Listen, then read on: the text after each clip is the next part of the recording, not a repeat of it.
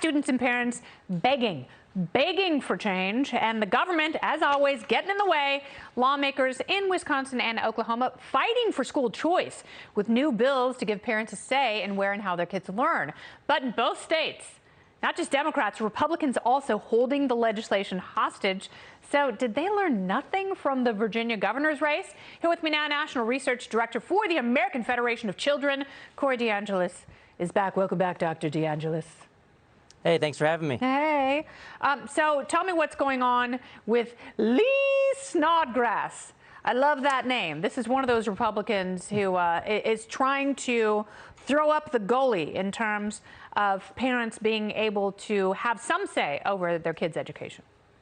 Yeah, Representative Snodgrass is actually a Democrat in Wisconsin who said the quiet part out loud and deleted a tweet that said that if parents want to have a say in their kids' education, they should just homeschool or pay for private school tuition and fees out of pocket, out of their family budget. It came off as totally elitist. I mean, she should rename herself to Representative Snobgrass if she wants. But look, this is essentially implying that only rich people should have school choice. She deleted the tweet, but look, she let the mask slip at the same time, and all families should have access to an education opportunity that works best for their kids. And in Wisconsin, there's actually a bill, Senate Bill 974, that would allow every single family, regardless of income, to take their children's education dollars to the education provider of their choosing. That is the best way forward, with freedom rather than force, to hold public schools accountable to the needs of families. But that's not going to happen in Oklahoma because, the bill's sponsor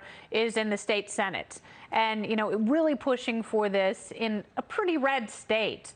But it is the House Speaker in Oklahoma, another Republican, who's holding this up and said the bill won't see the light of day or the docket.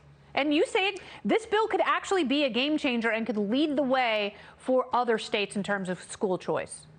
Yes, this bill, the Oklahoma Empowerment Act, would make Oklahoma a national leader on school choice. It would be bigger than the biggest victory of the year of school choice last year, which was West Virginia. This would allow all Oklahoma families to take their kids' education dollars to the education provider of their choosing.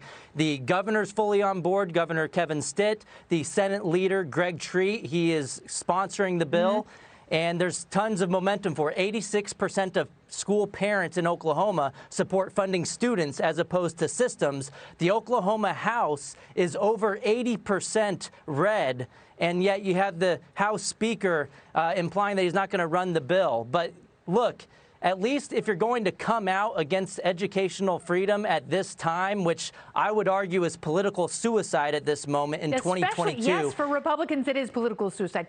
There is no need to run against school choice as a Republican. No, it's a Republican Party platform issue. And look, if they don't think they have the votes, they should. There should be no reason why this shouldn't go through. At least put it to a vote.